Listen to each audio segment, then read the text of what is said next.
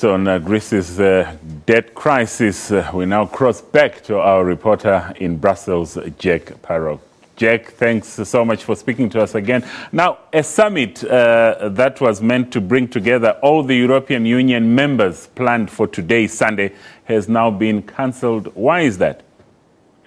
Well, there's many reasons why it could have been cancelled. The main one is that really what these negotiations need is agreement within the Eurozone. So it could be seen that potentially the European Council President Donald Tusk, who decided to cancel the full EU summit of the 28 member states in the EU, that potentially he felt that there were forces within the EU that may have been destructive or would overcomplicate the discussions that needed to happen within the 19 countries which use the euro.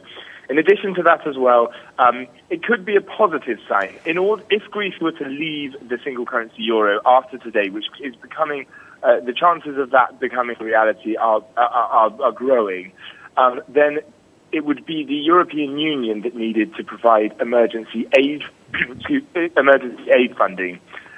So potentially they feel that there is a deal and that won't be necessary. So that's probably part of all of that in together is why they decided just to keep it to the Eurozone leaders. Now, Eurozone finance ministers currently meeting again today in Brussels. Are they any close to some form of agreement? It seems that some of them feel that there's reason to be positive, and some of them feel that there's reason not to be positive. It's really a split decision across the board. The Germans are seen as the ones playing the most hard against Greece and the most willing. The German Chancellor, just as she entered the meetings here, said that whether they can come to a solution, we'll have to wait and see. So she's clearly pushing still hard on Greece to get them to take austerity measures. But also last night, from kind of out in a bit of a surprise turn of events, with Finland coming out saying they would be perfectly willing for Greece to leave the euro. Having said that, everybody knows that a Greek exit from the single currency would not only be destructive for the country of Greece itself, but also for the image and workings of the Eurozone. And from your report, Jack, it looks like the question of trust is taking center stage here. But why is there this concern over whether or not Greece can be trusted to stick to the proposed reforms?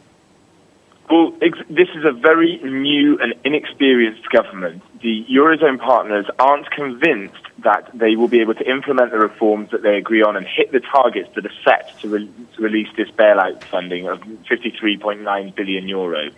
In addition, over the past few months, the negotiations and the relationships between Greece and its Eurozone partners have gone to a very difficult place. The former Finance Minister Yanis Varoufakis was almost completely an outsider when he came here for negotiations. That's why he's gone, and there's a new one, Euclid Tsakalotos.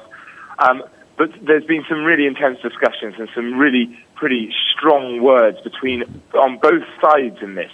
So whether the trust issue is down to that, can they now start a working relationship? If they do come to a deal and release the bailout money, where does Greece go on from there? Can the government be trusted to implement the reforms, and can they trust the Eurozone partners as well? It's from both sides. And from your observations there, Jack, will the success of these discussions currently going on now, will they rest more with the finance ministers that are meeting now, or more with the Eurogroup leaders that will meet later? So the leaders are now just going into the meetings, in fact, and clearly they have more political power. But after months of the finance ministers meeting, and 9 hours yesterday, we sat waiting for the finance ministers to come out to see if they'd managed to come to a deal, and they didn't, which is why they called another meeting today. So really, it remains to be seen whether they're going to be able to come to a deal. It needs consensus on all sides. It needs them to start believing in one another and agreeing on economic reforms. The Greek government has made many concessions, but whether the German Chancellor Angela Merkel will accept those concessions, whether the Eurozone partners will get behind her as well, or whether they will decide that the best option for everyone is for Greece to leave the euro, we will be finding that out by the end of today. It's a very historic moment in the history of European politics. Well, we certainly hope you'll be able to update us, but thanks very much. That was our reporter there in Brussels, Jack Parrow.